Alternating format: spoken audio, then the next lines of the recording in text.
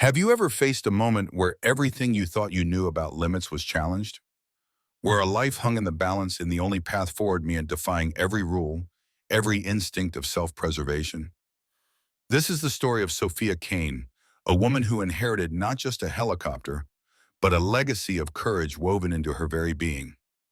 In the unforgiving embrace of Grey Rock Valley, with a life fading fast in her cargo bay, Sophia must navigate a treacherous corridor of rock and air, proving that some skills aren't learned in manuals, but are passed down through the unbreakable bond between a father and his daughter. Prepare to witness a journey where the sky itself bows in recognition of a legend reborn. In the narrow valley below, the voice over the Blackhawk radio dripped with derision. "Civilian helo in the valley. She's either lost or stupid." Laughter followed, echoing through the cockpits of the formation as they swept down from altitude, their rotors thundering against the canyon walls. A small silver helicopter darted below, hugging the floor of the valley like prey fleeing predators. The Blackhawk pilots grinned, already imagining how easily they'd herd her to the ground. But then they saw it, faded and scratched, almost blending into the metallic skin of the aircraft's door. A single insignia came into view, and everything changed. The Blackhawk formation scattered almost instinctively. A ripple of tension passed through them like the sudden hush before a storm. Not one of the highly trained men and women dared push closer. Who was this pilot? And why did an old, worn emblem, a memory of a unit that no longer even existed, make the whole sky seem to hold its breath? Captain Sophia Kaine sat in the left seat of her battered Bell 212, eyes forward, hands steady on the controls. 37 years old, the only daughter of the late Colonel Richard Kaine, a name still spoken with a mix of reverence and fear. He had commanded Viper Talon, the legendary elite aerosol unit that had flown where no sane pilot dared. People still said, even now, that no one could fly a valley like a Talon. After she left the service, Sophia chose a quieter path, as quiet as her bloodline allowed anyway. She'd built her own civilian medical rescue operation here, in some of the most unforgiving terrain in the country. The helicopter was more than just her livelihood. It was her refuge. Her way of staying close to a father whose ghost still watched over her, whose impossible standards still pressed against her shoulders. This very airframe, this Bell 212, had once been his. The faded Viper Talon insignia on the door was her inheritance, a symbol that protected her almost as much as it challenged her to earn it every day. Behind her in the cargo bay lay a critically injured mountain climber, his skin pale and clammy, unconscious as the technician crouched over him with a portable monitor. The tech's voice broke through the roar of the rotors. "His vitals are dropping fast. If we don't get him to the trauma center in 20 minutes, we're going to lose him." Sophia's gaze tightened on the path ahead, a jagged scar in the earth known as Grey Rock Valley. Pilots called it Death's Corridor, the shortest route to the hospital, but also the most dangerous. The last decade alone had claimed a dozen aircraft here, chewed up and spit out by sheer rock walls, sudden crosswinds, and downdrafts that could throw a machine into the canyon floor. Most wouldn't even try in clear skies and calm winds, much less under a ticking clock with a dying man in the back. But Sophia wasn't most pilots. She was a Kaine. She felt every gust through the frame of the machine as though it were her own pulse. Every vibration of the rotor spoke to her through the seat of her pants, telling her what the air wanted, where it would shift next. Her father had drilled it into her. "Flying isn't in the manual, Sophia. It's in the blood." She could almost hear him saying it now, as she slipped the helicopter between canyon walls so narrow the rotor tips cleared stone by feet. The Bell 212 obeyed her hands like it was alive, like it remembered flying this kind of mission under her father's command.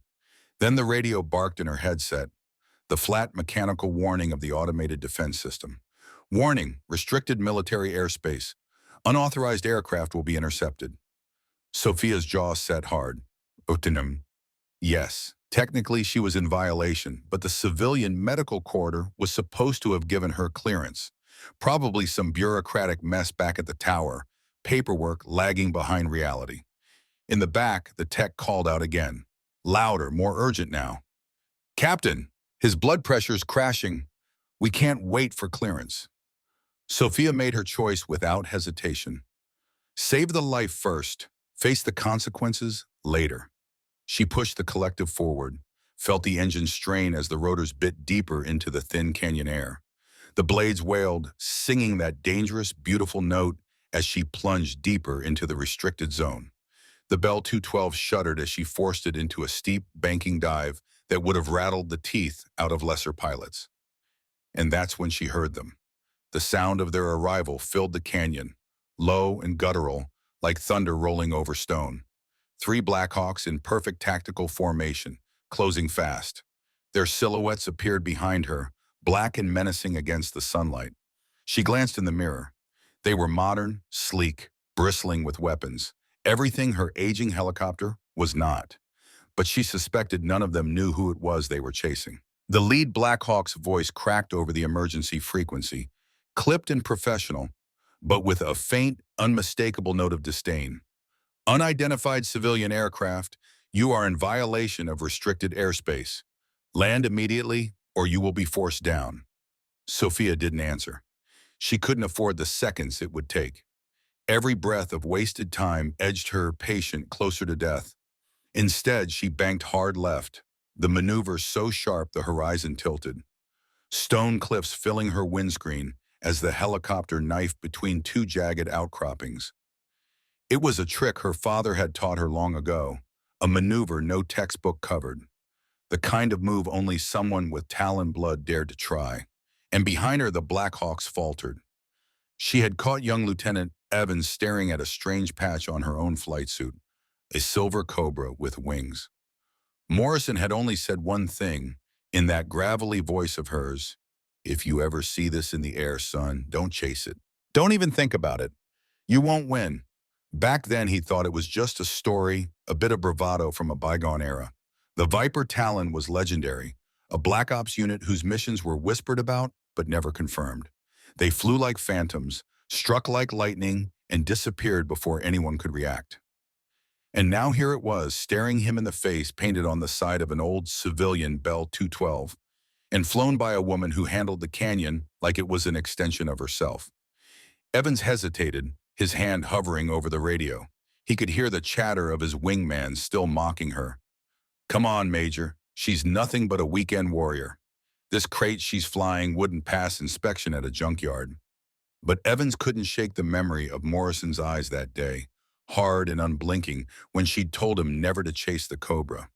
Inside her cockpit, Sophia caught the faintest glimpse of Evans's Blackhawk, dropping back a few feet, no longer pressing in as hard. She didn't know why, not yet, but she didn't waste time wondering. She adjusted her grip, feeling the strain in her forearms as she coaxed the machine through another hairpin in the canyon, the walls so close she could almost touch them. The helicopter's frame groaned, every rivet screaming at her to stop, but she didn't. Behind her, the medical technician's voice was tight with panic now. "Captain, his pulse is crashing. I don't know how much longer." "I know," Sophia thought grimly, but she couldn't afford to look back. Her eyes stayed forward, canning the next stretch of jagged cliffs and deceptive shadows. Her father's voice, low and steady as always, seemed to whisper from memory. "Feel it. Don't think. The air will tell you what to do if you're willing to listen." She listened.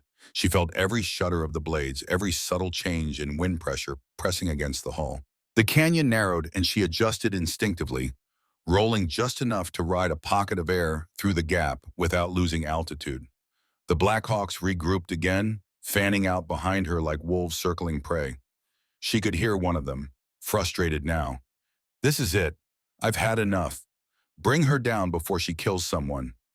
Sophia ignored it, but the words, "kill someone," dug into her ribs like a blade. They didn't understand. They thought this was recklessness. They didn't see the dying man strapped to the gurney in her cabin. They didn't know she'd already made peace with breaking every regulation, every order, if it meant giving him even the slimmest chance at living. Her father had taught her something else too. Something she'd never said aloud. They'll call you crazy for flying the way you do. But the day will come when someone's life depends on crazy. You remember that when the time comes, Sophia. The technician's voice cracked through her thoughts. "Captain, if we don't get him to Grey Rock within the next 5 minutes..." "I know," she said aloud this time, her tone sharp, decisive. "We're going to make it. The Blackhawks were closer again, trying to box her in. She could almost feel their impatience thrumming through the airwaves.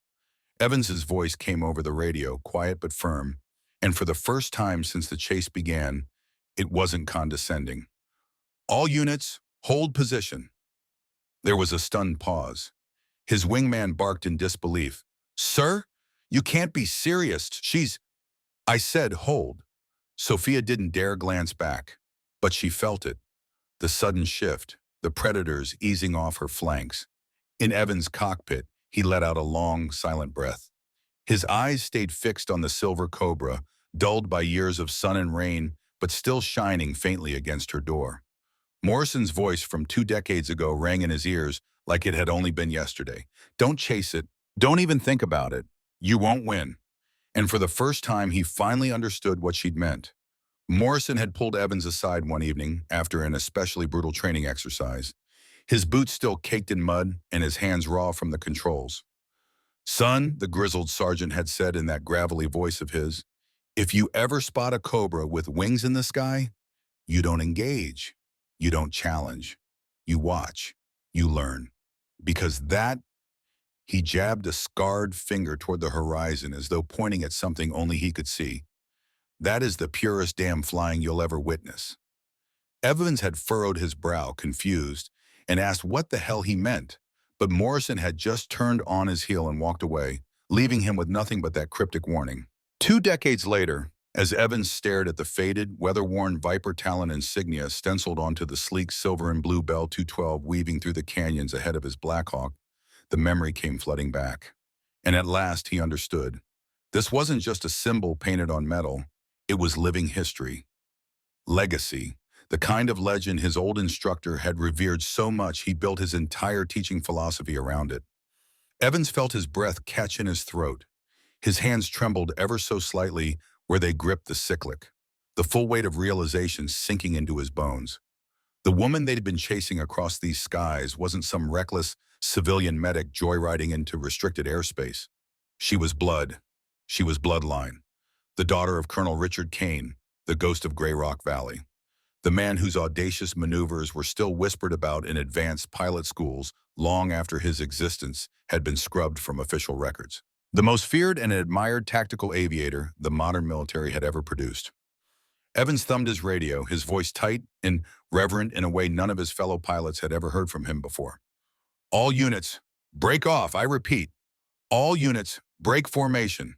That's Viper Talon Insignia. That's Kaine's bird. Across the sky, the formation dissolved immediately. The Blackhawks eased back to respectful distances, rotors humming in unison as though in silent salute. The cocky, irreverent chatter that had filled the radio moments earlier went dead in an instant, replaced by a stunned, almost sacred hush.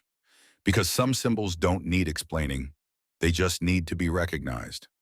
And once they're recognized, they command the kind of respect only legends deserve. Sophia felt the shift the moment it happened. The air changed. The sense of hot pursuit behind her melted into something else entirely. The Blackhawks stopped hunting her. They started honoring her instead. For the first time in years, she didn't feel alone in the cockpit. She felt her father's ghost flying alongside her. His reputation, his legacy, stretching invisible wings over her own, protecting her, guiding her.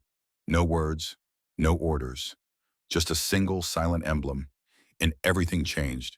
Because true power doesn't scream. It doesn't need to. It simply waits to be seen. And once seen, it speaks for itself. Where does real power reside? In gleaming metals and shoulder boards? Or in a quiet mark of sacrifice, etched into steel and memory, commanding respect just by being there? News of the Viper Talon sighting blazed through military channels faster than the helicopters themselves could fly. Within minutes, the incident report landed on the secure desk of General Patricia Morrison at Grey Rock Command, the same Morrison who, 20 years ago, had been Sergeant Morrison, Major Evans's tough-as-nails flight instructor. She snatched up the secure phone the moment she read the call sign. Evans, she said, her voice calm but edged with something harder, older. Confirm your visual. Are you absolutely certain about the insignia? Yes, ma'am, Evans replied without hesitation. though his tone still carried an unmistakable note of awe. Authentic Viper Talon markings, weathered but unmistakable. The aircraft is a Bell 212, silver with blue trim. Pilot is maintaining an emergency medical flight through Death's Corridor. For a moment, Morrison closed her eyes. Memories she thought she'd buried came rushing back, of 3 long, terrifying, exhilarating years serving under Colonel Richard Kaine. He'd been more than a commander to her. He'd been a storm in human form, a force of nature who redefined what anyone thought was possible in rotorcraft aviation, who redefined her. She could almost hear his voice again, could almost feel the rush of wind from his blades as he showed her what flying really meant. "How do you want us to proceed?" Evans asked hesitantly after a beat. "Technically, the pilot is violating restricted airspace, but she's flying like her father," Morrison murmured, finishing his sentence softly. She opened her eyes, all the steel of a general snapping back into place. "Maintain protective escort, Major," she ordered. "Do not interfere with her flight path." A pause, then her voice softened, just slightly. "And Evans?" "Yes, ma'am?" "Consider this your advanced education. You're about to see what real flying looks like." "Yes, ma'am." Meanwhile, Sophia guided her Bell 212 through the most treacherous stretch of Death's Corridor, a dizzying gauntlet of switchback turns between sheer canyon walls that narrowed to less than 50 feet at the tightest points. Most pilots wouldn't even attempt this route unless the weather was perfect and their nerves were made of steel. She was threading it in crosswinds, with a dying patient strapped behind her, with military birds shadowing her every move. And for the first time in years, she felt like she wasn't doing it alone. Shadowing her every move, the medical technician, seated just behind her, couldn't tear his eyes away. Amazement painted his face as he watched Sophia Kaine guide the massive Belt 2.0 rescue helicopter through turns so tight they seemed to defy physics. Metal groaned, rotors thundered, but she made it all look like a natural extension of her body. "Captain," he finally called out over the roar, his voice betraying disbelief. "How are you even managing to get through gaps this narrow?" Her answer came calm, measured, though her eyes never strayed from the canyon walls rushing past just feet away. Every muscle in her body was taut with focus, her grip firm yet fluid on the cyclic. "My father taught me something," she said, the words clipped but steady. "That they don't bother putting in the flight manuals. The aircraft doesn't know what's impossible. Only pilots think they know what limits are." The helicopter banked hard to the right, blades screaming as they shaved past jagged rock. So close that, high above, Major Derek Evans, watching from his Blackhawk, instinctively flinched and pulled his own stick back despite being at a perfectly safe altitude. Evans's voice crackled over a secure channel seconds later, his tone urgent. "Control, this is Blackhawk, lead," he transmitted, eyes locked on the medevac weaving through the canyon below. "I need to file a report. The pilot we're escorting—" He hesitated briefly, watching her thread through a gap so narrow it seemed a miracle she didn't scrape paint. "She's not just wearing Kaine's insignia. She's flying like him." General Patricia Morrison's voice responded almost immediately, her tone demanding. "Explain." "Ma'am," Evans began, still watching her with something that felt suspiciously like awe.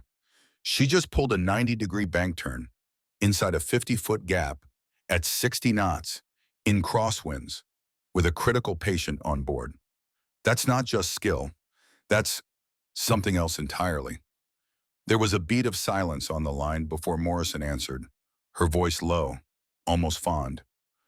"I've seen that before," she murmured, a grim smile tugging at the corner of her mouth. In her mind's eye, she saw Richard Kaine again, executing maneuvers during training exercises that other pilots could only dream of replicating, even in flight simulators. Back then, she thought she was watching the limit of what a human and machine could achieve together. She had been wrong. "The Kaine family doesn't just fly aircraft," Morrison continued, her voice carrying the weight of memory and quiet respect. "They become them. Major, what you're witnessing down there is a bloodline in action. Richard Kaine's daughter is proving today that some legacies aren't taught. They're inherited." Below them, Sophia emerged cleanly from the canyon's narrowest stretch, the worst behind her. Her voice cut into the frequency then, for the first time since the tense chase had begun. Blackhawk formation, this is medical emergency flight, November 7 Bravo Tango.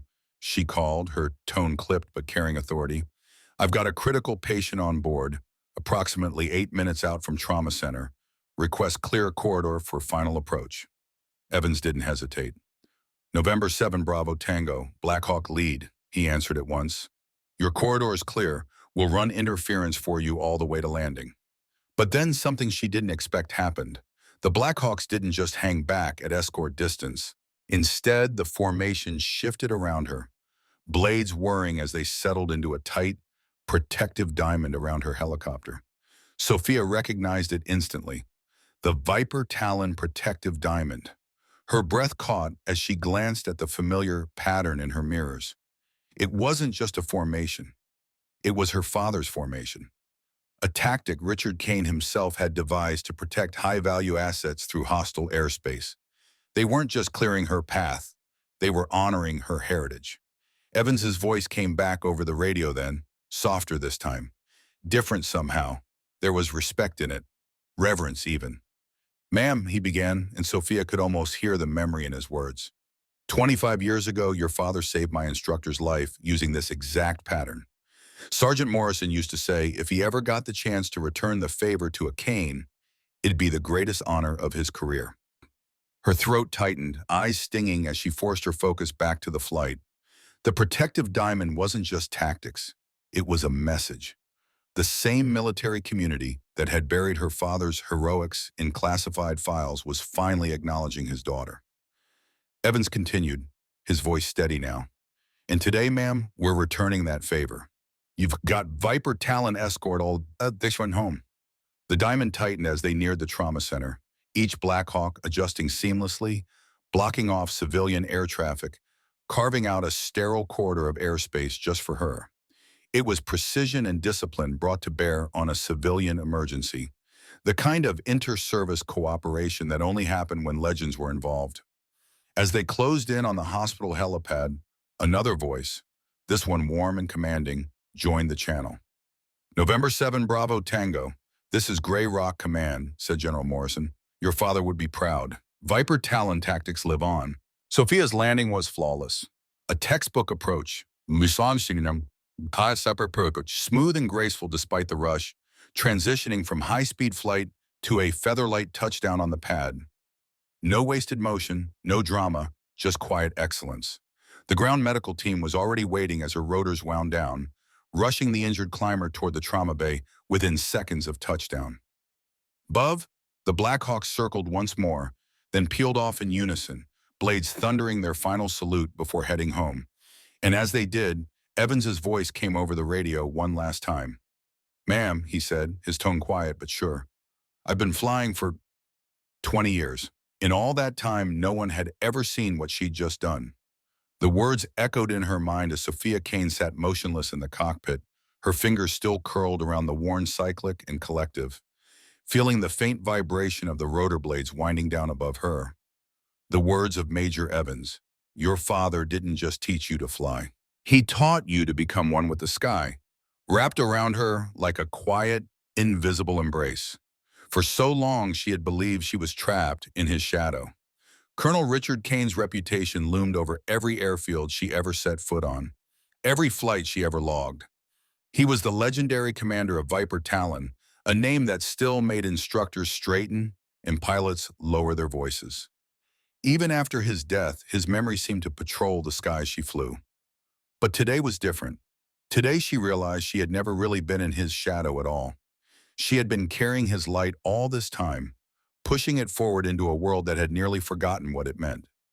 The faded Viper Talon insignia painted on her door looked like just another chipped marking to the casual eye. But to her, it gleamed brighter now than it ever had. Some things, she thought, can't be taught in manuals or memorized in classrooms. Some things live in the marrow, pass from father to daughter, through blood and quiet moments of love and loss, through every unspoken lesson about courage and grace under impossible pressure. And today the sky itself had remembered the name Kaine, and it had bowed to it in respect.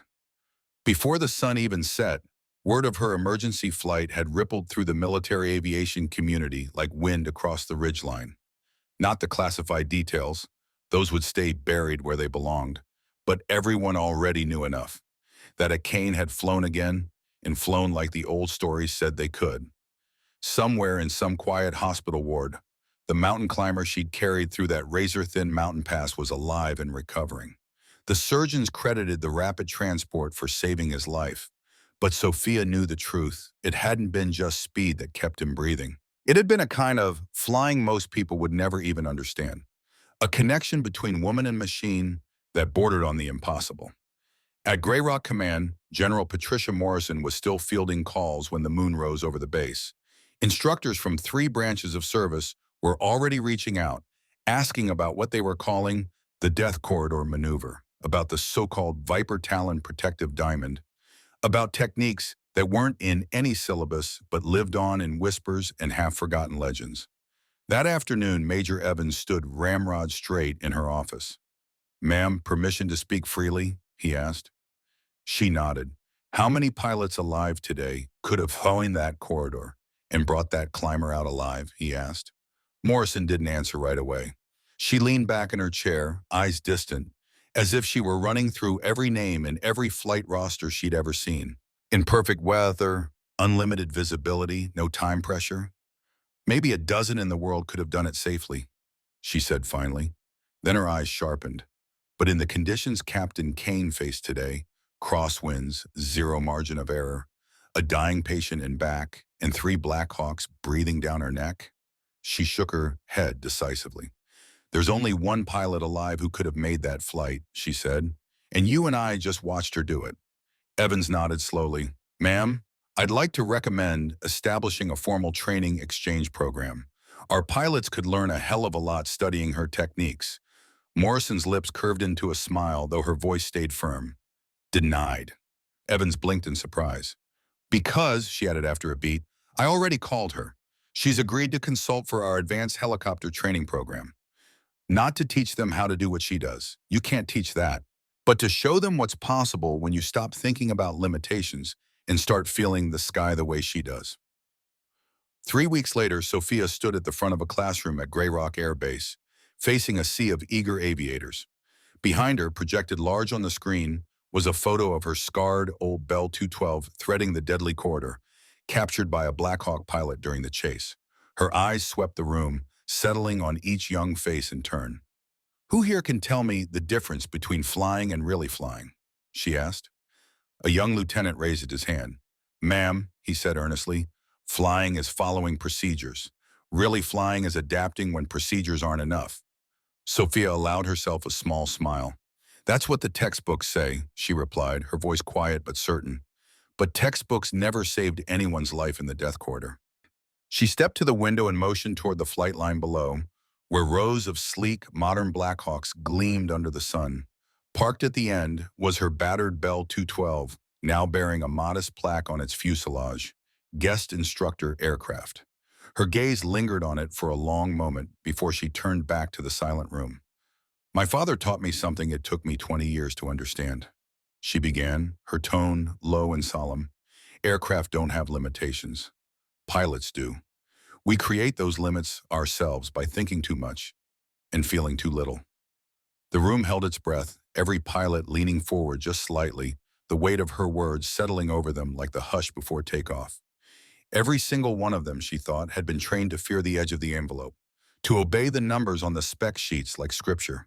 And yet every single one of them, she could see, wanted to learn what she'd learned, what her father had shown her all those years ago, that sometimes the only way to truly fly was to stop fighting the sky and let it carry you. Operating within defined parameters keeps you alive. That's the truth of flying. You learn the rules, you respect the limits. You live another day to fly again. But there will come a time, Sophia Kaine knew this with a kind of certainty you couldn't teach, when someone's life will depend on you going beyond those limits, when playing it safe means someone dies. She stood before the room of young pilots, her eyes sweeping over their eager, uncertain faces. A captain sitting in the back row raised his hand, voice strong but laced with doubt. "Ma'am," he asked, "how do we know when it's time to break the rules?" Sophia held his gaze for a long, steady beat before answering. "You'll know," she told him firmly, no hesitation in her tone. Because your heart will tell you a human life is worth more than any safety margin ever written down. And when that moment comes, you'll find your aircraft is capable of more than you ever imagined. When the class was dismissed and pilots began filing out of the room, several lingered behind asking her questions. They called them questions about technique, about approach angles, about procedures. But Sophia understood what they were really asking. How do you live up to a standard that isn't measured by checklists, tests, or evaluations? How do you honor a legacy that lives not in records but in whispers, stories, and the choices you make under pressure? That evening, as dusk painted the sky in muted shades of gold and gray, she took her father's Orly Bell 212 out one more time through the infamous death corridor. Not for a rescue mission this time, not for anyone else, just for herself, for remembrance. The canyon walls, so intimidating when she was younger, now felt less threatening. The unpredictable winds that had once seemed hostile now only felt alive, as if they too remembered her father. For the first time, she felt she wasn't flying in his shadow anymore. She was writing her own story now, one flight at a time. 6 months later, Sophia stood once again before a graduating class, this time at the National Flight Training Center. The room was filled with advanced helicopter pilots about to take their next step. Behind her, in a place of honor on the wall, hung the restored Viper Talon unit flag and her father's original flight helmet, emblems of a man few in the room had ever truly known. She surveyed the faces before her. Young, bright, determined. "Who here can tell me the difference between reputation and legacy?" she asked. A young female pilot in the second row, her hand shooting up eagerly, replied, "Ma'am, reputation is what people say about you. Legacy is what you leave behind." Sophia gave her a small, approving nod, though her eyes softened with something like sadness. "That's close," she said quietly, "but not quite complete. Reputation fades when the story stops being told. Legacy endures because it becomes a part of who people are, deep inside, long after you're gone." She walked slowly to the window, letting her gaze drift over the flight line outside, where rows of gleaming advanced military helicopters stood shoulder to shoulder with civilian medical aircraft. All of them shared the same sky her father had once commanded. "My father never got public recognition for his service," she continued, her voice calm but heavy with meaning. "His missions were classified, his techniques were never written down, just whispered, pilot to pilot. But his legacy didn't need monuments or medals. That wasn't what made him legendary. 6 months ago, I was just another medical pilot, flying dangerous routes and doing my best. Today, 3 of you are graduating, using techniques that began with a man most of you have never even heard of. That," she said, turning back to face them, her voice now firm with conviction, "is how real legacy works. It doesn't announce itself. It just quietly becomes the new standard, one pilot at a time." She let her eyes linger on them, one by one. "Every one of you," Victoria said slowly, "will face a moment when everything you have learned won't be enough, when the textbook solution fails, and someone's life will hang in the balance. In that moment, you'll discover your aircraft can do more than the specifications say it can." From the front row, a young lieutenant raised his hand. "Ma'am," he asked, "how do we access that extra capability?" Sophia gave the faintest of smiles, her answer quiet but resonant with truth. "You stop thinking like a pilot," she told him, "and start thinking like the aircraft. You merge with it, feel its heartbeat, understand its soul. My father always said, legendary pilots don't control their aircraft. They become one with them." She gestured to the flag and helmet hanging behind her friend. "The Viper Talon unit was officially disbanded decades ago, but its spirit, it still flies. In every pilot who chooses courage over caution, in everyone who pushes beyond the limits when lives depend on it." When the ceremony concluded and the graduates stood at attention, Sophia stepped outside alone to where her father's Bell 212 waited on the tarmac. Surrounded by sleek, modern helicopters, the old bird looked more worn than ever. But to Sophia, that age was a badge of honor, character etched into every rivet, every scuff, every scar.